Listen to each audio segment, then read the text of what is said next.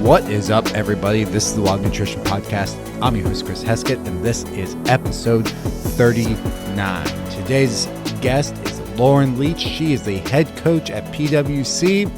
She's back for another interview.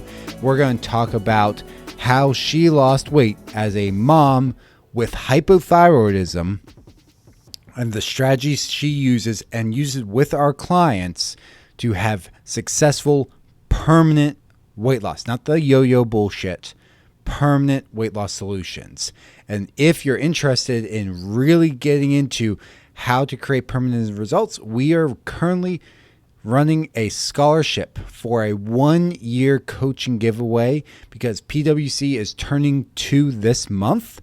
So down in the show notes, after you listen to this episode, go click on that link. We are giving away 1 year of free coaching. But back to Lauren. She's fucking awesome. She's an amazing coach, which is why I brought her onto the team. She's in charge of pretty much all of our training here at PWC, and she's going to teach you what her journey was, the strategy she used with her weight loss journey, and what she uses with her clients today. So without further ado, let's get this started. It is so nice out here. It's 70 degrees here in Pennsylvania and sunny. It is glorious. Yeah. It's 80 and like a little windy because I was like, could I do this outside? No, it's windy. Oh, no, not with the mic. So, yeah. Maybe you had a bird poop in your drink like when Adam was on. No, that's terrible. Mid-podcast. Yeah, none of that. Dude, the bird just shit in my smoothie. By the way, guys, go back and watch. If you haven't listened to that episode, Adam Hicks, that was a great episode where I think I like the 45-minute mark. Bird literally shits in the smoothie. It's terrible. I didn't edit it, so it's still there. I'm like, you know what? This is real life. Yeah. Oh yeah. All right, so let's talk about you. So obviously you're the head coach at PWC. There's the whole intro, so we don't need to go into everything, but tell the listeners a little bit about your story in your own words. Yeah, so as many women, we've come to fitness in varying degrees. Like I played a lot of sports through middle school, high school. Definitely wasn't good enough for college, wasn't even on my list of things to do, but stayed in rec leagues, slow pitch, softball, volleyball, just stayed active. We're always outside doing stuff. Never super uncomfortable going to the gym, even though in hindsight, still didn't really know what I was doing, but managed not to super injure myself or anything. Decent weight, never super comfortable with what the number was on the scale, but everyone's like, oh, you're tall, it's fine. I'm like, that doesn't help. So, but, over the years, that's become okay. Got after 25, it's like, oh, I can't like starve myself and do more cardio and the weight goes away. So, had a kid and that changes the whole game. Because your body does weird changes when you're growing a human and things don't go back to where they're supposed to be afterwards. You have to put some work into that. They don't warn you about that prior. So about the weird things that take place with your body. But after that is when I really figured out I can't do 7 days a week of high intensity cardio and not eat enough calories that my kiddo would need to eat and actually function as a human being. So we've talked about this before. I've told my story of almost passing out in the gym while trying to do 45 minutes of HIIT, lift some weights, and sometimes do more after that. We all know I was only half doing everything if I was still standing after all of that. Was probably eating around 1,100 calories, 1,200, because that's the textbook thing they like ingrained in women's brains was, oh, to lose weight, drop your calories to this, regardless if you're eating like 2,500 calories a day. Nope, you have to drop to 1,200 calories to lose weight. That's the only way. So. The comparison between like a Women's Health and Men's Health magazine back in the day was hysterical. Women's Health, eat this salad and don't eat any more than like a pigeon. Yeah. Men's Health magazine, like, eat this massive fucking steak and this massive salad and sweet potatoes. I was like, wait, what? And it's like, oh, women, you should only have coffee for breakfast and then not eat lunch till like 2 o'clock if you can manage, but make it be a salad. Nothing Salad else. with one egg. Meanwhile, again, Yes. men's magazines like eat 16 ounces of chicken plus the salad and plus a potato. Yes. I'm like, cool. If women would eat more like that, we would like what we see in the mirror and do really well in the gym. So 100%. It's a hard thing to break through as you're like, wait, what? I'm supposed to eat how much of this? So when did you have that breakthrough? So I started having it after the pass out in the gym episode. I signed up for this program and I was introduced to macros. Like I knew what macronutrients were from working in the medical world, things like that. But it was like one of those things in the back of your brain that like you kind of skim through your nutrition section just to pass the test. Like never thought it was a vital information kind of thing. And I was like, wait, what?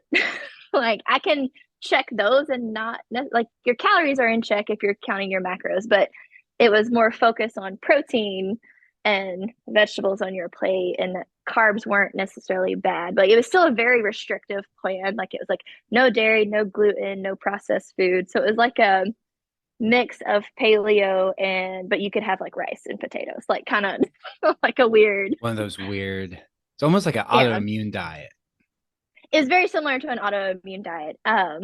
But was doing okay, but it was very hard for me to implement it for dinner because breakfast and lunch were easy because I'm only responsible for myself eating breakfast and lunch. Dinner, I was like, how do I get my toddler to eat that? And my husband, who eats like a 5-year-old, he's like, I'm not eating that. He's like, I'll eat this, but I don't want that. So it was still very restrictive. It wasn't really helping my food relationship, but it was helping me understand I didn't have to exercise to earn my food because I lived in that dynamic for a very long time. That's like such a dangerous place to be. Yes, it's not great. I recommend anyone to skip that era of your life if you can. So it kind of helped unlock some food things. I'm like, okay, but do I really still have to keep dairy out of my diet? Because it's really hard to eat enough protein if I can't have, like Greek yogurt and certain other things. Especially for me, I don't have an issue with dairy. Like it doesn't cause me any problems. I was like, okay. Finished that program up. They had good workouts. Like I enjoyed their strength workouts in there, and that helped me kind of break out of the 6 to 7 days of HIIT training. It was more strength based. The cardio, there was a couple of days it was like, we want you to do higher intensity cardio, or you could like walk for 30 minutes. So that was nice. That was a nice change from the high stress workouts all the time. So started sleeping a little bit better. That improved a lot of things. But it'd get confusing because they'd have you do like low macros today, and then like the weekend was like a feast day. So it was still it was weird sometimes. It wasn't super consistent. And your coach, it was kind of like the Beachbody coach. Like they just had done the program, had success with it, and paid a lot of money to join and do the certification. So it was like they couldn't really answer certain questions. It's like, okay, but it got me through part of COVID, so it was helpful. So note that coach in that sense has quotation marks around it. Yes, coach. Anyone watching on clips, we're in quotations on coach. But not long after that, I was kind of just doing my own, not super tracking, but still mostly like focusing on getting protein in, had added back dairy, some things with gluten. Since then I have cut out gluten for the most part with Hashimoto's and things like that. It's helpful, but still didn't know I had that at the time. We're still just kind of chugging along. And signed up with a nutrition coach because I kept digging into things. It's like, okay, I need to know, how does this work? So I was doing some of my own nutrition certification and was starting to decide I want to get more into like personal training. Like I started looking into it to learn more for myself. And then after working with a coach, I was like, ooh, I would like to do this myself because there's so many people in need here and I actually enjoy this. Like this is fun. But worked with a coach, had great results. Like I remember just looking at the screen with big eyes, like what, when she sent me my like first set of macros. Like I knew the plan. I told her, like, not super tracking. The last time I tracked, I was eating around whatever the ranges were, And she's like, okay, we're going to reverse you. So we're going to slowly increase your calories for a time. Then we're going to hang out at maintenance for a couple of weeks. And then we're going to hop into a cut. timing was perfect. We started reversing in like October. So I was still reversing when the holidays hit, and it was great and like coasted maintenance. But started my cut the week of Christmas, but it was great. We started cutting at 2,300 calories. So it was glorious. It's like, but when she sent me that first set of macros, it's like 1950. I was like, that's a lot of calories. I was like, that's a lot of food.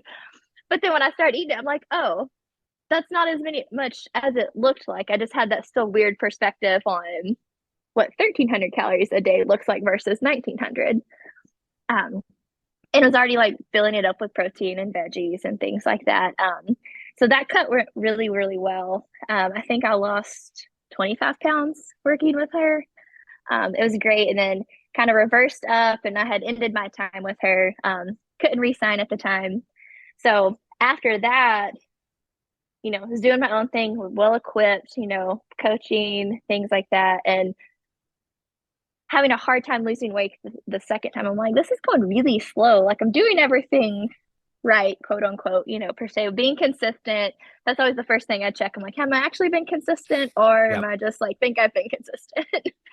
But I was just exhausted all the time. Didn't matter how much I slept. 2 p.m. I'm crashing, So in the vicious cycle of crashing, lots of caffeine, like not super great. Had a couple other things and just got some random lab work done through my OB, and my nurse, who is a friend of mine, called me. She goes, your thyroid's basically not working. Did you know that? And it's like, no, did not know that. So she's like, okay. She goes, and you had high antibodies. So sounds like possibly Hashimoto's. We're going to start you on Synthroid. That's the medicine basically everyone gets started on for hypothyroidism. Some dose. We're going to send you a referral over to endocrinology. I was like, cool. And thinking, all right, endocrinologist knows lots of things about hormones. That's their job. And that should mean like nutrition side of hormones and stuff too. No.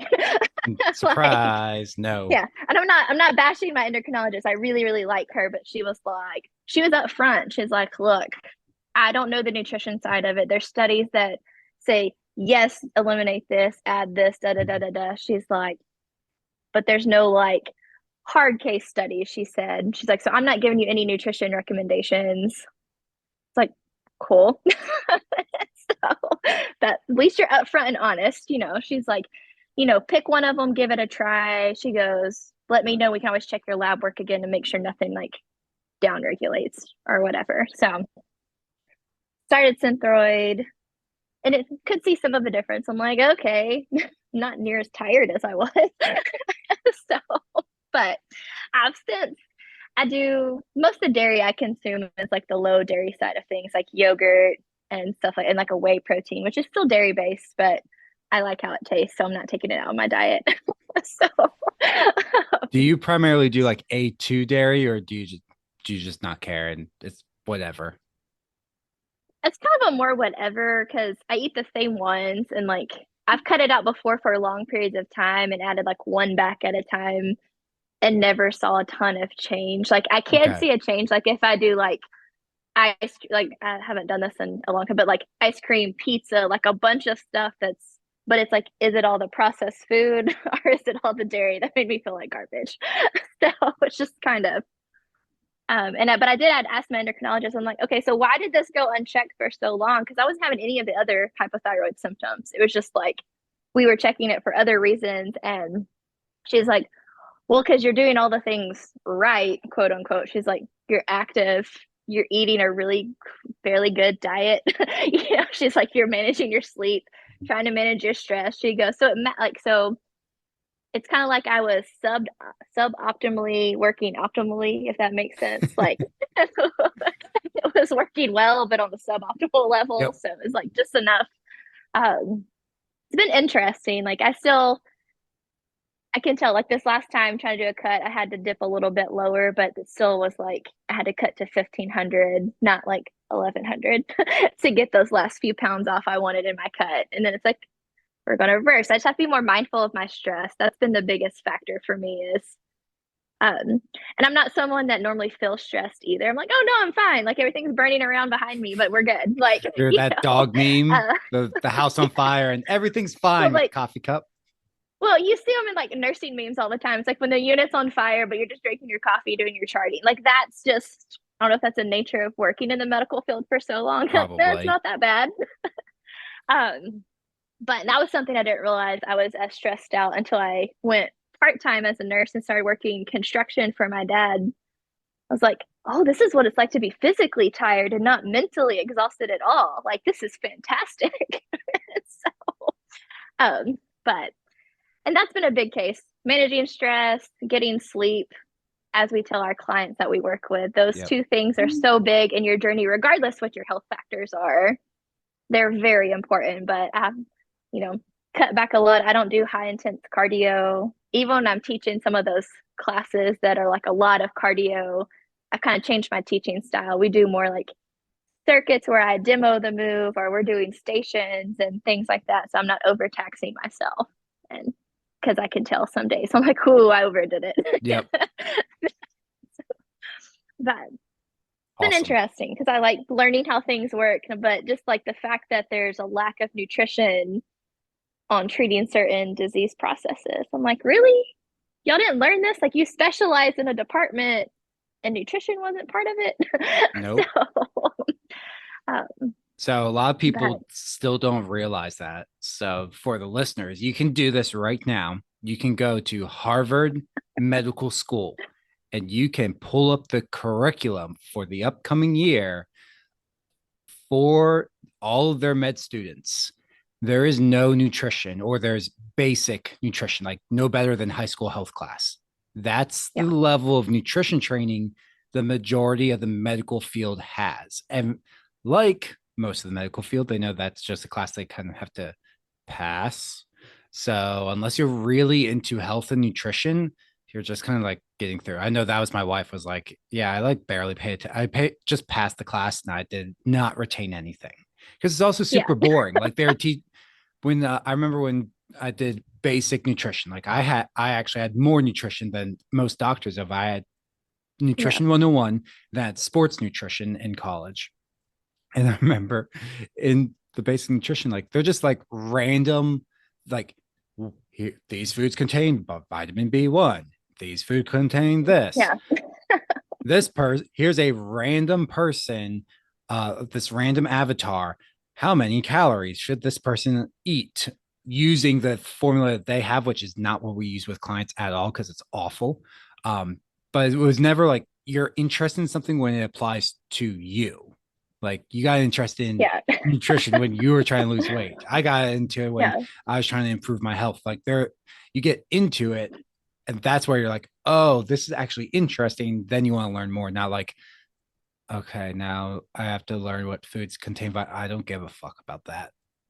Well, I did when I took it. I was like, I don't care what fat soluble vitamins are. I Yeah, don't care what water soluble ones. I'm like, because like in the like in nursing, you're like stacked it's in between like your pharmacology and something else. You're like, I don't care. I'm focused on med math, not right. what how many grams are in a carb. I don't care at the You're time. like, I'm not you going to know, use so this, but I will yeah, be doing medications, and you figure that yeah. out. So, but they don't keep it in there, and it's like even a lot of your resources in the medical world aren't super great on the nutrition. It's like the handout that tells you to cut out white carbs and It's sugar fucking and awful. eat 1,200 calories. So, um, My wife has to do for insurance. She has to meet with a dietitian once a year, and the person they have is the classic like yeah, food pyramid dietitian. Like yeah, I it's was like, terrible. my husband does this literally for a living. I'm just Yeah, doing this for insurance. And she's like, the person's like trying to, she's like, look, it's covered. Like I have a coach. My husband does yeah, this. I don't need it. I'm just here for you to sign off on my insurance. yeah. Well, like, so I had my nutrition certification when I was still working full time as a nurse, and I was in cardiology. The cardiologist I worked for, he's like, "Can you just go counsel them in nutrition, and I don't have to give them this crappy handout?" I'm like, "Yes." So, which was nice. I'm like, "Okay, don't do these things. Like, start here." Because you get people, it's kind of the same. Like, you can log on to my Fitness Pal and say, I weigh, I weigh 200 pounds, I'm 5'11, and I want to lose 2 pounds a week as soon as possible. It's going to tell you to eat like 1350 on your calories or something like stupid. But that's what everyone does. It doesn't say, hey, track your food for a week, like everything you eat for 7 full days and see where your calories come out. Because, like, even on the BMR calculator, it may say I need, 2,500 calories to maintain where I'm at. But if I'm eating 1,500, that information's not super helpful. If I'm eating 3,500, it's like, okay, still don't need to drop it to like 2,000 even. It's like, let's just like get it slow increments and building blocks. But it's just, there's so much information out there that was another reason I was like, I want to do nutrition coaching because tired of all the crappy information and Well, what the you more money just you can save explained someone. is what I'm like thinking of the listener right now. Like you driving in the car and you just blurt out a whole bunch of numbers and they're like, I don't want to fucking do that. It's like, well, No, yeah, and that's how you get like when you and I coach clients, it's very data driven. Like, here's how yeah, many calories you ate, here's what you did, or here's the number of portions you ate.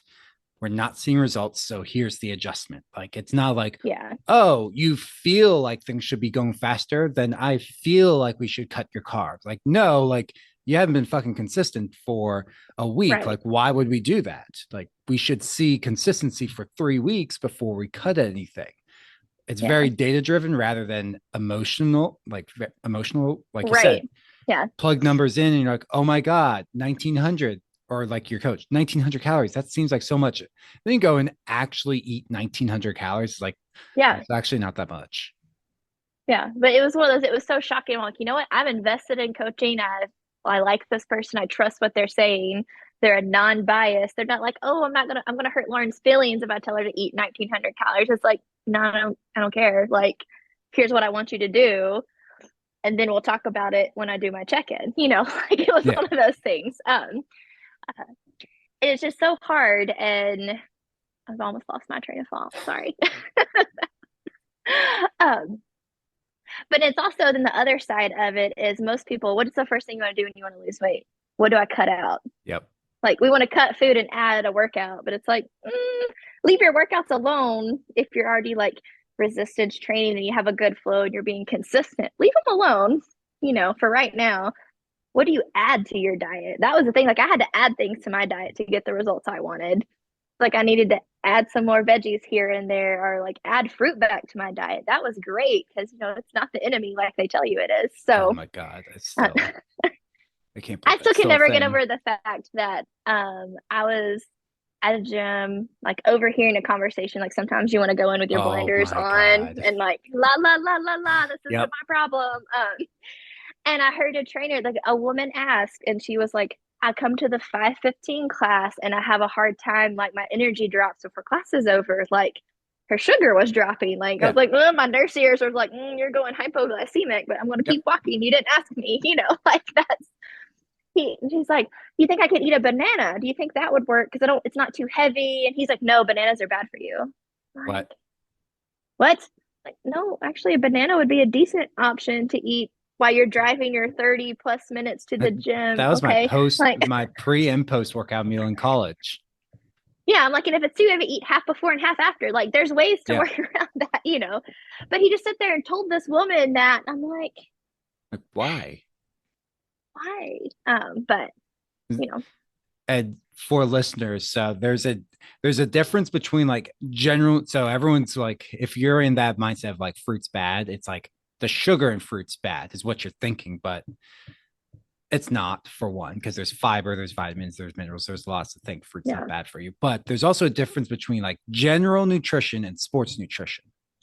right. And people don't differentiate it as like, okay, like when we're talking sports nutrition, like you're struggling with your workout, that's when sugars are actually good. And especially like if it's right before your workout, you're gonna have banana, dates. I used to use grape juice sometimes, or even intra workout, Yeah. like a lot of different fruit products, or even Gatorade. Those things get burned up right away to fuel your workout because it's like in the bloodstream and utilized right away. And that's Yeah. going to fuel your workouts to be better workouts. If you have better workouts, you get better results. Yeah. Well, that's why anyone listening, if you follow fitness people, you'll see them sharing their Rice Krispie treat as their pre-workout meal. They're doing it because it's high sugar and it's quick digestible, and that's Yep. the difference. But some people are very all or nothing and like, oh, it has sugar, I must cut it out. I'm like, I guarantee you the handful of grapes is going to be more beneficial to you than the whole pack of Skittles that you are going to pick up instead. Yeah. Like, that's not um but as you learn those things, and it's mainly just breaking that stereotype that everything with sugar is bad for you. Oh It's my like, no, God. actually, like you need carbs to function. Some people may need less carbs than others, but if you start filling your foods with like fiber and protein and things like that, it actually helps your blood sugar regulation versus cutting it all out completely. That just doesn't help it. But that's, you know, People don't realize. So your body has this process called gluconeogenesis. So even if you cut out all the sugar and all the carbs, your body, if you give it enough protein, will create up to 200 grams of glucose sugar yep, per day by breaking down protein. That's why keto needs to be like a low protein, no carb, very high fat, because your body will literally take protein if it gets too high and convert it into sugar. Your body wants to use sugar to fuel the brain and fuel your workouts and everything else. You can't I avoid it. remember years and years ago trying, I think it was Atkins at the time, was the trendy low Okay, carb yeah. diet. Okay. Or South Beach, one of those. It was like 2008, 2009, Yep. is a long time ago. So trying it and like telling someone, I just feel like crap. Like I have a headache. Like I don't feel well. And like, oh, it's just your body getting used to no sugar. Because my body was like, give me some carbs, you idiot. Yep. Like, we can't, like, you feel brain fog because you don't have any fuel. But, I'm sure anyone listening, you can look back on things you've tried in the past. It was like, oh, That that was was dumb. that was back in the day where But CrossFit was just coming to be and paleo was big. And it's like yes, people were trying to do CrossFit on no carb. And it's like the CrossFit athletes doing well where you weren't doing paleo, but for some reason that cult is like the cult of CrossFit and the cult of paleo. yes, Like, oh, that doesn't work. Like I kind of went paleo, but I still included like potatoes and sweet potatoes. I never cut those right. out. But yeah, they were trying to like almost keto paleo at CrossFit. Like that'll ruin your body. Really quickly. But yes, in my journey, I finally learned quit doing the same shit that wasn't working and do something else was the moral of that story. Like quit jumping on the same basic plan. Like those same trendy diets have the same general plan. Yes. We put you in like starve you, cut out carbs so you see quick results on the scale. We don't care about how you're sleeping, how you're managing your stress, if you're getting sick, all this stuff. Like we don't care from the MLM side of it. We just want your money. And so then if you get off of it, oh, I got to get back on the products. It's not working anymore. Like, no, they just sold you crap and just want your money. They don't care how you feel. Like, they want you to keep paying that monthly, whatever it is.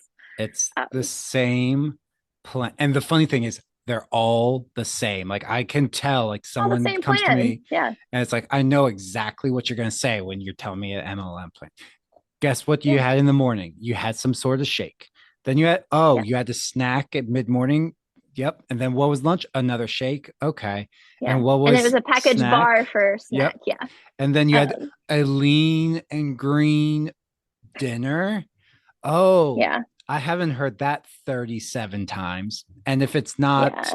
shakes, it's some sort of crappy meal thing, but then you're on your own for like dinner and it's the lean and green. Like it's the Yeah. same fucking thing over And and they tell you over. like your first 3 days expect to feel like garbage, basically. They word it much better. And it's like, that's not a good sign to start that diet.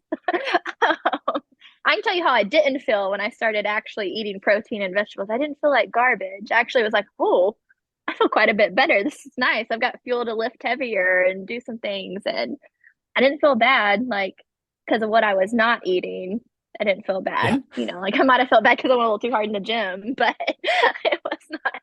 That was when I started my cut in January. It was like, oh, I actually was focusing on my nutrition. Like I always eat well, but I Yeah. had someone comment this, like, eating well doesn't mean shit. Like, as a coach, like, if you say I eat healthy, that means literally nothing to me, because I've seen people say that and it's true, and seeing people say that, I'm like, that is the furthest thing from health I've ever seen.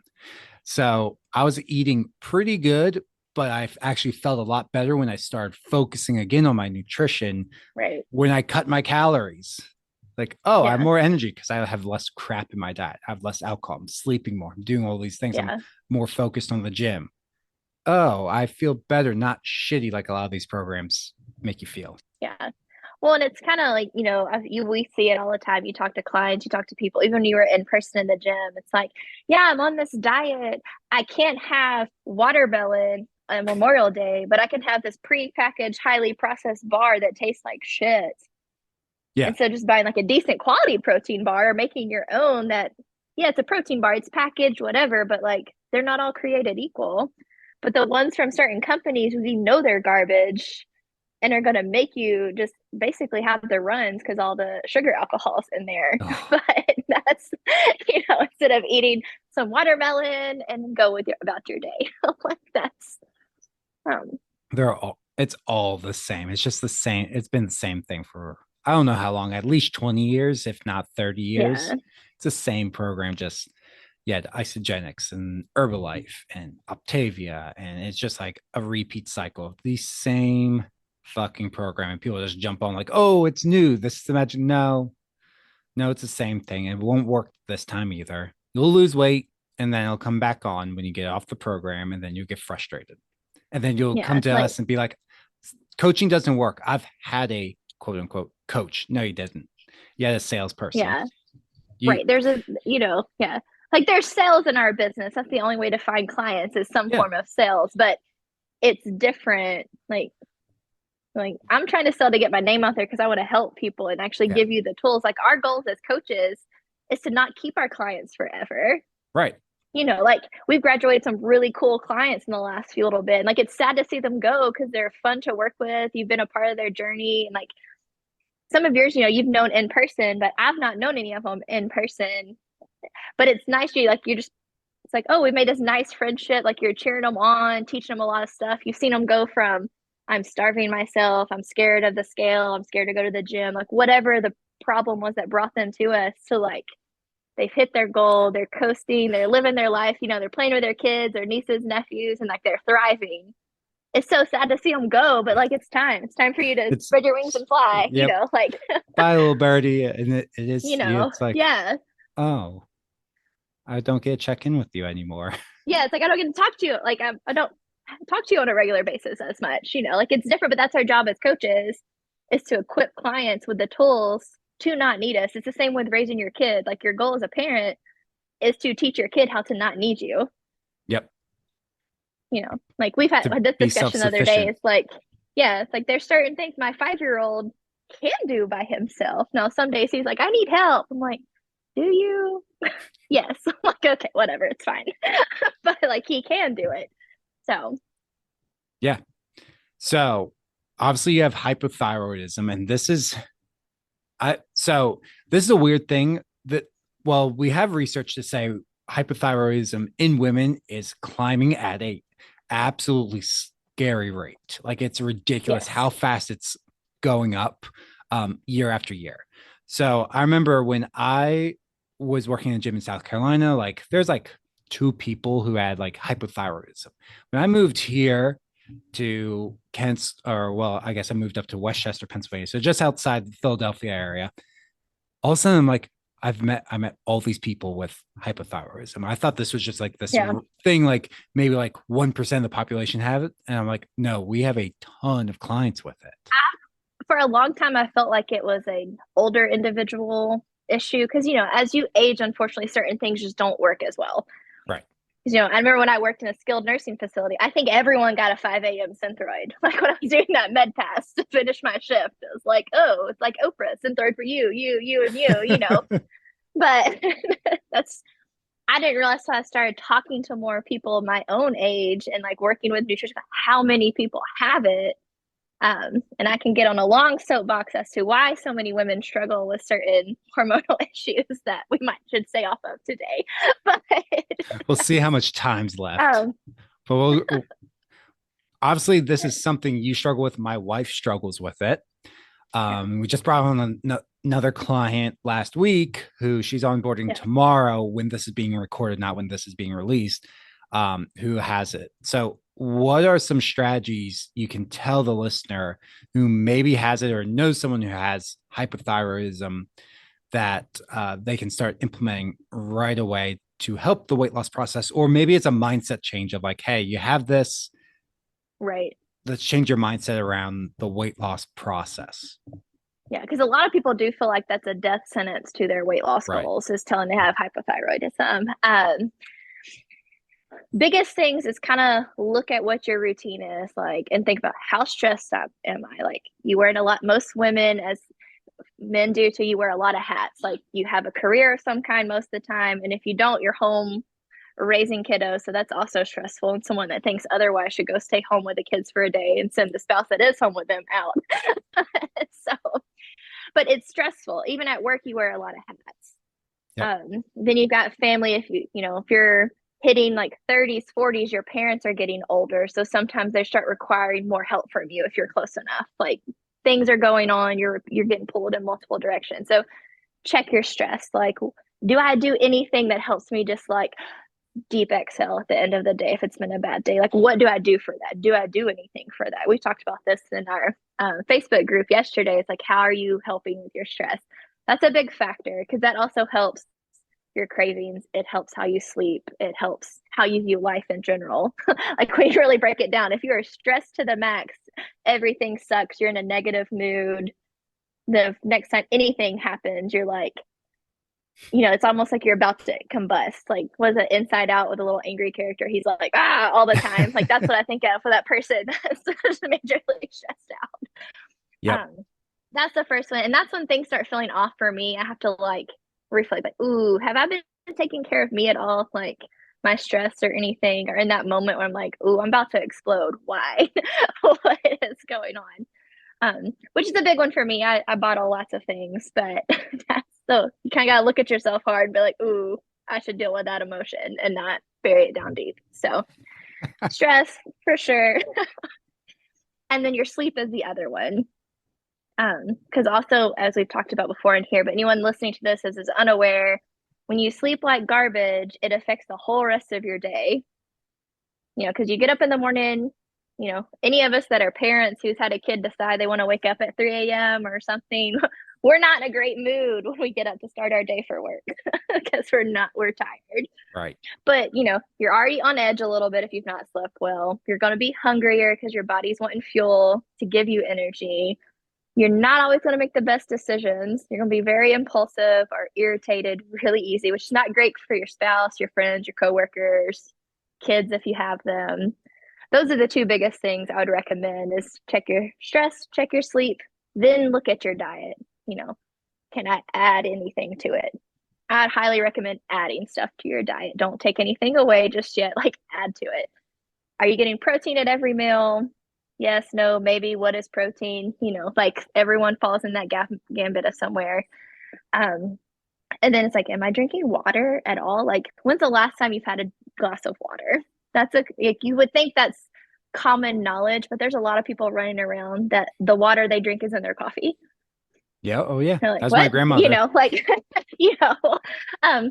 If you're not drinking any water, add a couple glasses of water. Like, that's my challenge to you. Add a couple glasses of water. You'll start feeling better because your body utilizes water for its daily processes. Yeah. And things like that. Those are my biggest tips. And then add some green veggies to your plate. There's no unless you have other medical issues where you got to be careful in certain leafy greens, you're not going to hurt yourself by adding some broccoli, some lettuce, or make a nice colorful plate with some peppers on it, something. Get creative with it, add some fruit, and just kind of see, and you should start feeling better. Then you can start digging and like dialing things in more effectively. Yep.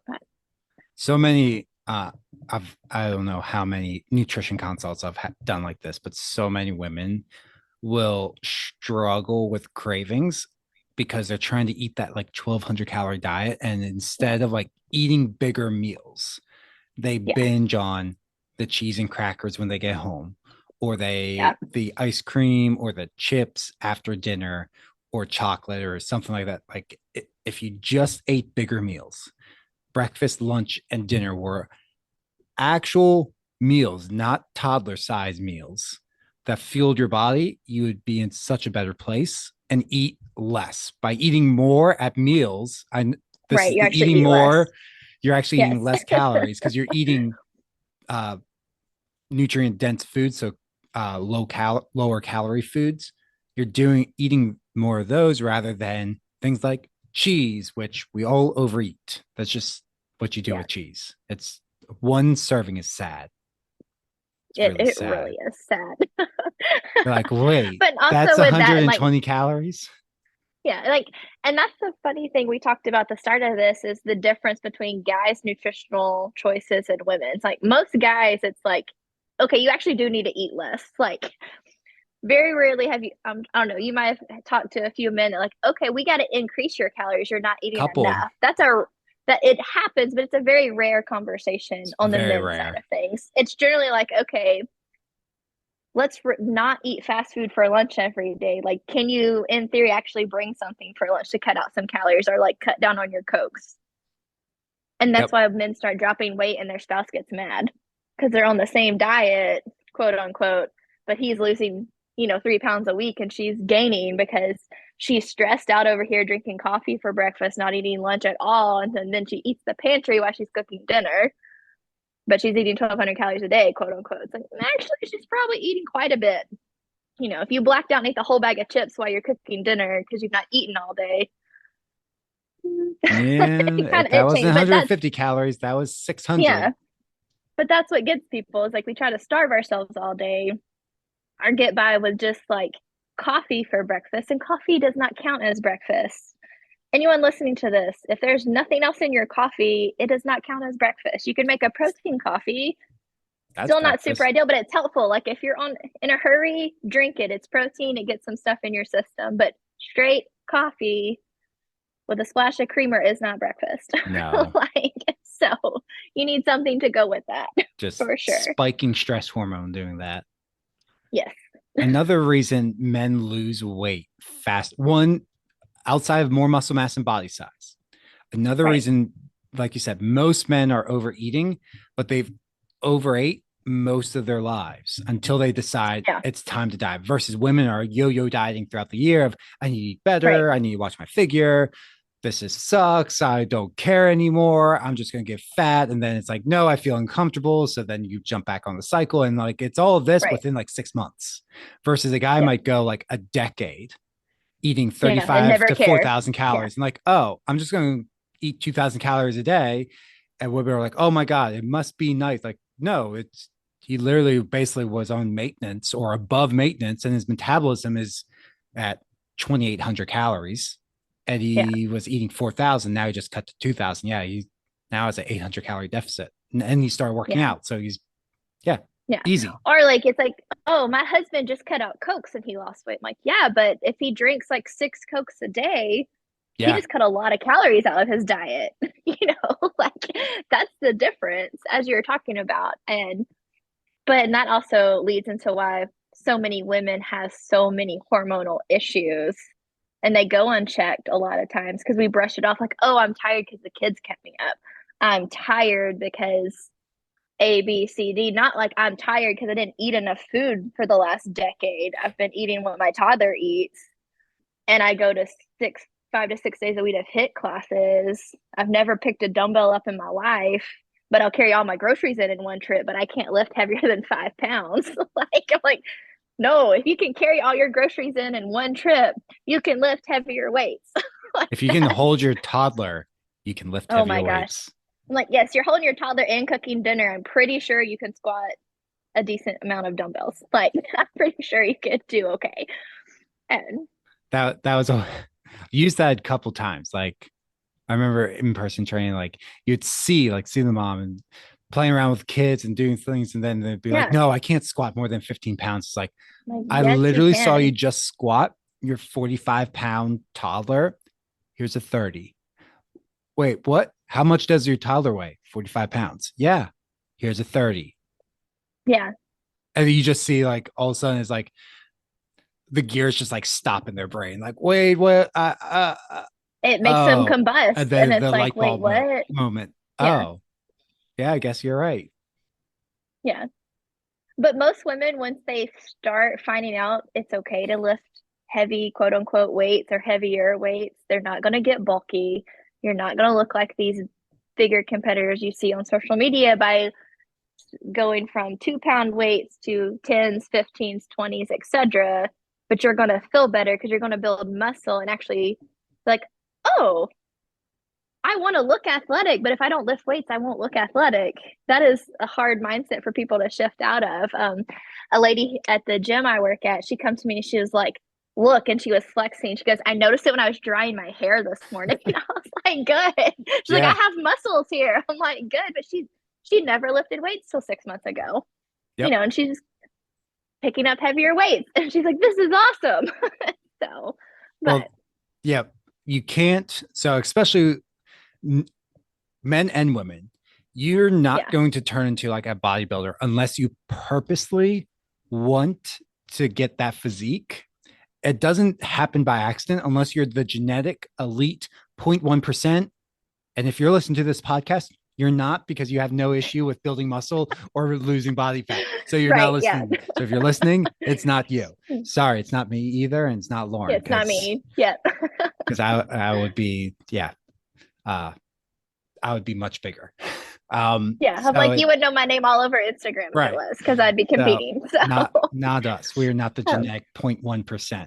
So it doesn't happen by accident. It happens with purposely chasing high amount of food, like not 2,000 calories, not 2,500 even for women. We're talking like for women, like 3 to 3,500 calories. Like when I go into my bulk after this phase, I will be starting, like I'm going to reverse up to 3,500 calories. And that's where like it really starts.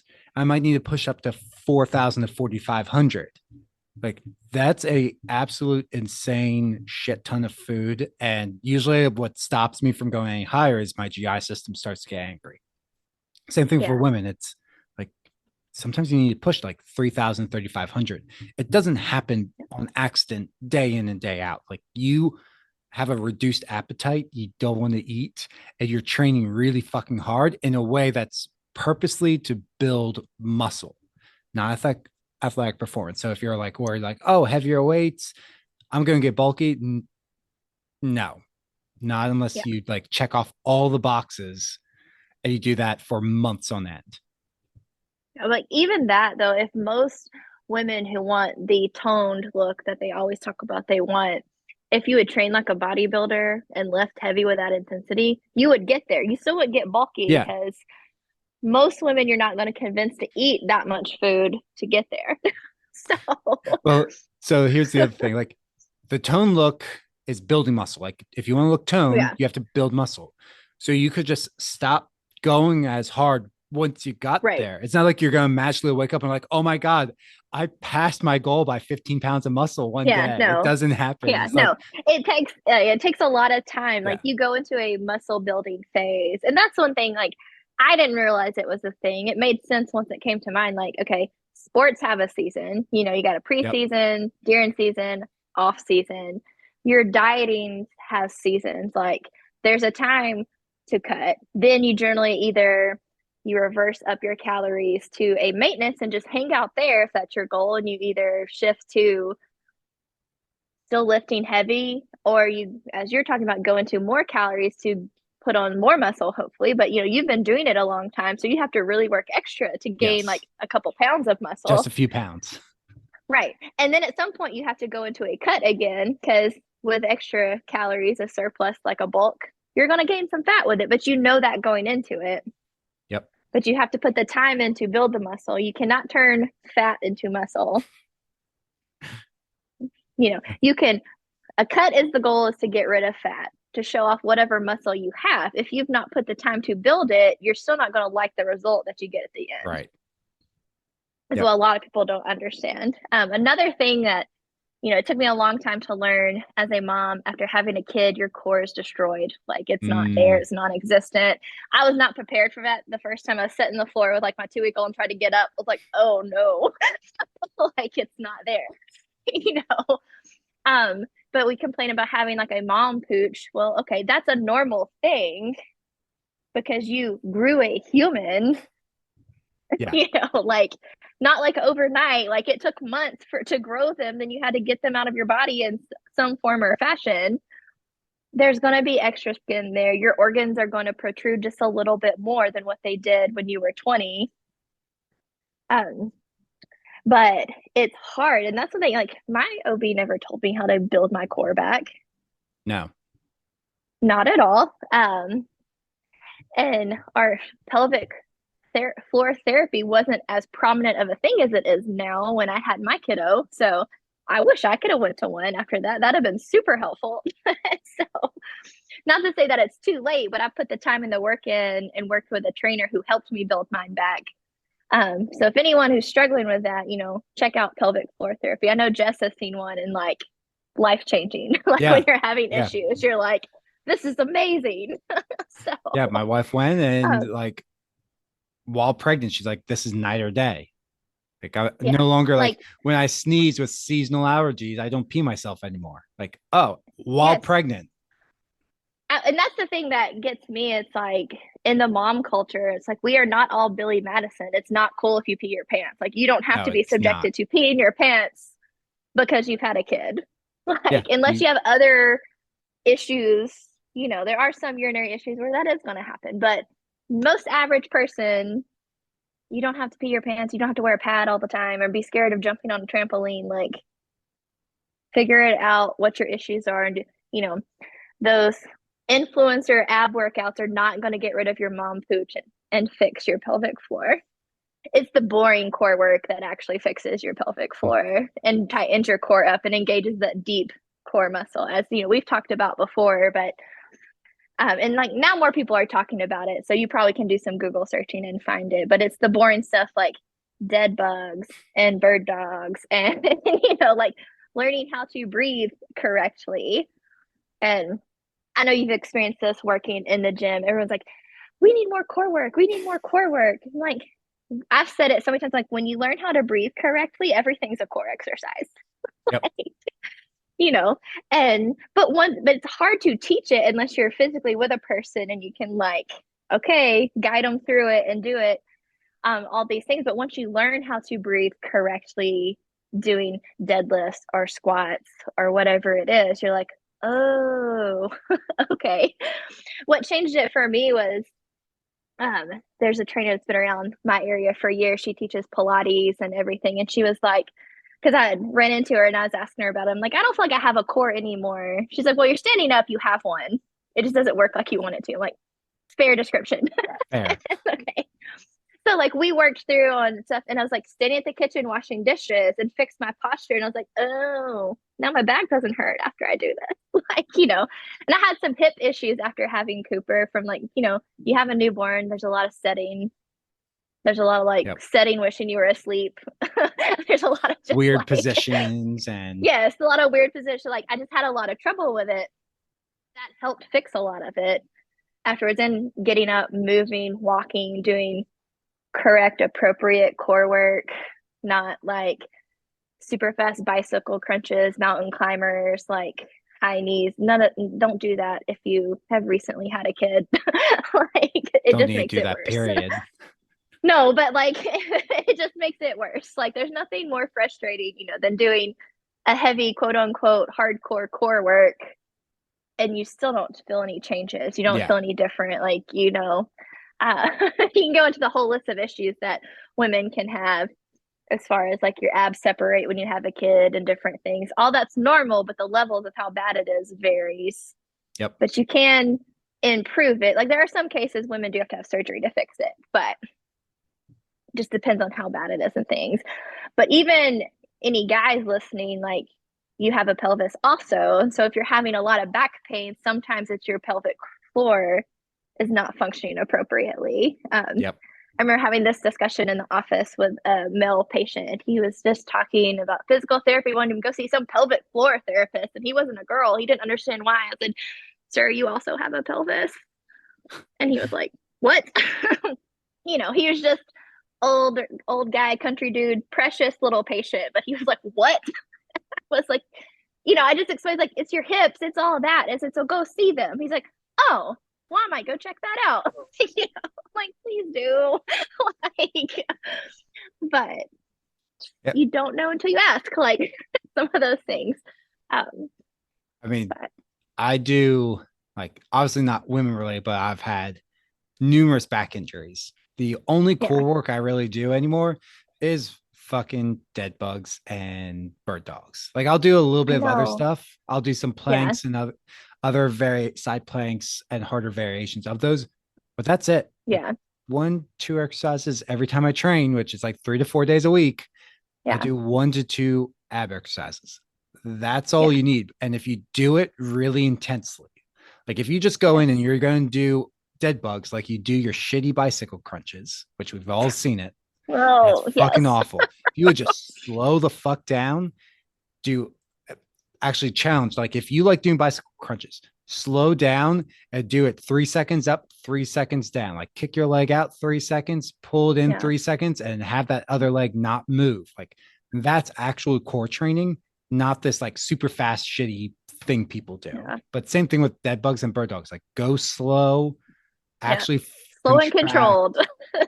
Breathe through it. Like when you do all those things, it gets really hard. And then guess what? You can make the exercises harder, but you have to master the basics. So like I'll do dead bugs where I'm like pressing a band up, or I'll do like bird dog rows where now it's like you're doing a single arm dumbbell row, but you're on a bench in a bird dog position. Like it's way more challenging, but you can't do that until you master the basic one. Right. And that comes into where you're breathing correctly and you're moving slowly. You also, you have to push your low back into the floor if you're doing a dead bug to actually engage the proper muscles. And also a lot of women, you do stuff and it flares your ribs out further. If you've had a kid, you already have some rib flare at the bottom. You got to you tuck your pelvis. We're not doing Instagram butt selfies. So you tuck your pelvis under you, pull your ribs down, and you're like, oh, I feel it. Oh, my core is actually working like it's supposed to. All of a sudden it starts shaking and you're like, yeah, you haven't even done a rep yet. No. I had this brief conversation yesterday morning in the core section of our strength workout. She's like, I am shaking all over. I was like, well, your form looks right. I'm assuming if you're breathing correctly, this is why you're shaking. It's like I got everything locked down. Yeah, but a lot of people think core needs to be a cardio based style. How many of these can I do, and say the time interval for it? And it's like, nope, slow it down, control the movement, and you're going to feel it way more. You don't need 8 core exercises. You don't need a core day. You only need like 2 or 3 core moves at the end of your workout. You don't really want to do them at the beginning because then your core is shot to brace yourself for. I don't know if you've ever messed up and done that. I've done too much. I use core as part of my warm up. So I never fully fatigue, but also so I like to, specifically for my lower body, I like to do it because it kind of like gets my posture in the right position just because of my back injuries. Like go and do bird dogs and dead bugs and kind of like, oh, that's the proper position from like sitting all day to okay. But yes, I've also done the other thing, like, okay, we're going to do barbell front squats and your core's fried and you're like, I'm going to die. And your legs get no workout. They do work good in your warm up if you've got them in there in the right way. It's in a the nice right way. Yeah. Kind of get everything woken up, aligned correctly, and in the right mindset for what you're going to do. But, so I use that more as like injury prevention rather than like, I want a six pack. I really want to hammer my core. Like, no, save that for, like you said, the end. I'm also not going to do it if I put it at the end. So there's also that factor of, unlike many of you who might be listening, I fucking hate core work. I despise it. So I put it in the beginning. Otherwise I won't do it. I'll just be like, no, I'm out. Yeah. I used to hate it when I was doing it incorrectly, and I don't like super love it now, but I see the value in it because I've seen the changes and stuff. So I'm like, okay, it's fine. But as long as there's not like a bazillion moves at the end. I'm like, there's like two or three. Yeah, I can do that. Okay. Like we're good. Yeah. So, I just, if I had my own coach writing my program right now, I would do it. But right now it's just me. So I'm like, put it in the beginning. I will actually do it rather than like at yeah, the end. I'm like, what time is it? I'll just call it here. that is an easy one to cut off when you're short on Yeah. time. Like, No, I need to do this. Okay, so we are at an hour. So we covered quite a few topics. I feel like we just got started into things. Anything else you want to bring up? I don't think so. I'm on Instagram and Facebook, and TikTok. I forget about TikTok. I do put TikToks out there. Just we have a free Facebook group. It's Peak Weight Loss Secrets. You hop in that group, start asking us questions. Yes, please let us debunk any of the stupid nutrition hacks you see out there. So yes, we go. I will say if it looks stuff. like, oh, that's too good to be true, you are correct. Like, it so generally is. yeah. Right now, I'm watching a lot of YouTube videos, and the V Shred guy is on there. I'm like, oh my god, I can't He stand was all that over guy. TikTok, and I'm like, go away. Please go away. I hate your stuff. Yeah. He's such a scammy person. Yeah, like it's just like a big like full body cringe when you see his face pop up. You're like, go away. Yeah. Don't do cardio or I'm gonna jump in this pool. I'm like, this one again. Yeah. This commercial. Or Where's it's the like, skip? if you're this body type. I'm Oh, like, the body okay. type thing. That's still a thing Yeah. that's around. Like, oh. Well, that and yeah, it's just I don't get it, but okay. Like that was like 2005. You're still like looking at the endo, ecto, and mesomorph thing. Yeah. Like, no, it doesn't really matter. So It's not really a thing. it's kind of like the blood type diet book that was out Oh several years ago. God. Did you ever come across that one? My parents got really into that one. And my mom felt better with it, but then it's like it was more just like my mom has a ton of health issues and just happened to align with Yeah, like trying food to she's free up some sensitive stuff. to. Yeah. But yeah, like once you kind of like look at other research, you're like, this doesn't actually make any sense. Like this doesn't Yeah. align with anything. I remember a friend of mine got it and was reading it, and she was like, asked me mine, and it was like, I should go like vegan and not knocking anyone that doesn't eat meat. I was like, hard pass. I was like, no, that is not the correct diet for me. I'm not even going to try it. Not So, even. I mean, I went for listeners, I got some genetic testing done, and yeah, veganism is not going to work for me. My brother tried.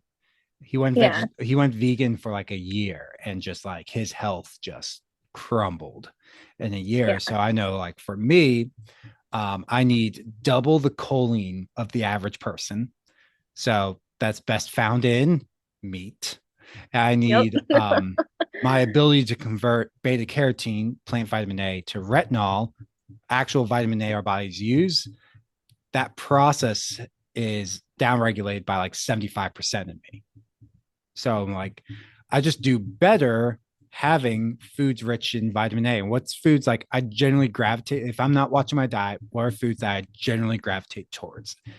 Whole eggs, full fat dairy products, especially like whole milk Greek yogurt, I've always liked dark meat of chicken, red meat.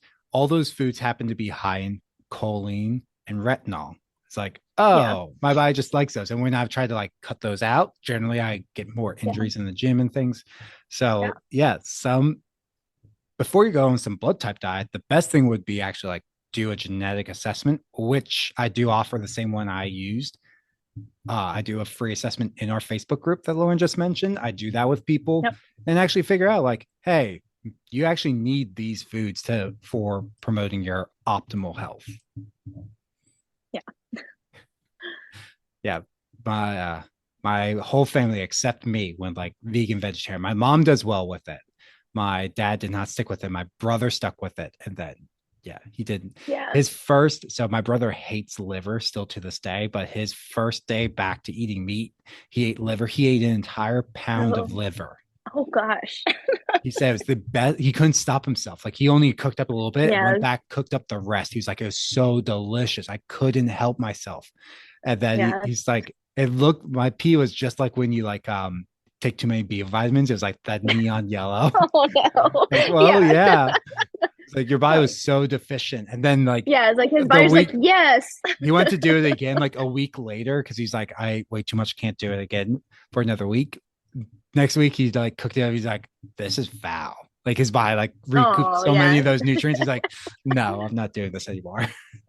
Yeah, that's But it's just funny, like your body is really smart. So it'll try and find those things, but there's so many shitty fatty diets out there that are like, oh yeah, there's no actual scientific basis behind it. Yeah. Like and that's the thing, like our bodies kind of know what we need and kind of steer us towards those things. It's like when our emotions get in the way or like our mindset gets in the way on certain things. Kind of like some cravings are because we're overstressed, overtired, or have deprived ourselves of it from so long. We're like, we have to have it. And some cravings are your body's like, no, I'm kind of low in this nutrient, but I know this has it. So I'm sending you that signal to go eat it.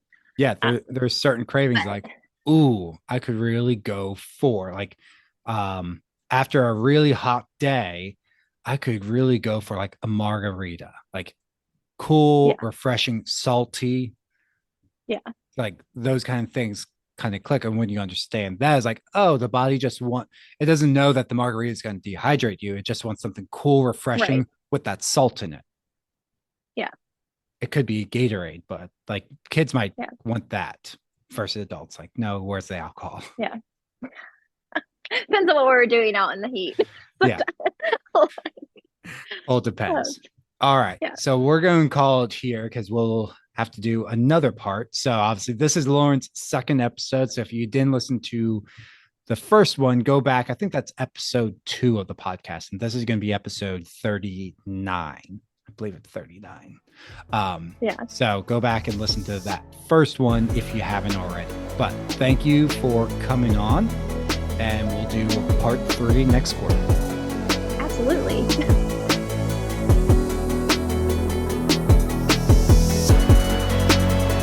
Thanks for tuning in to today's episode.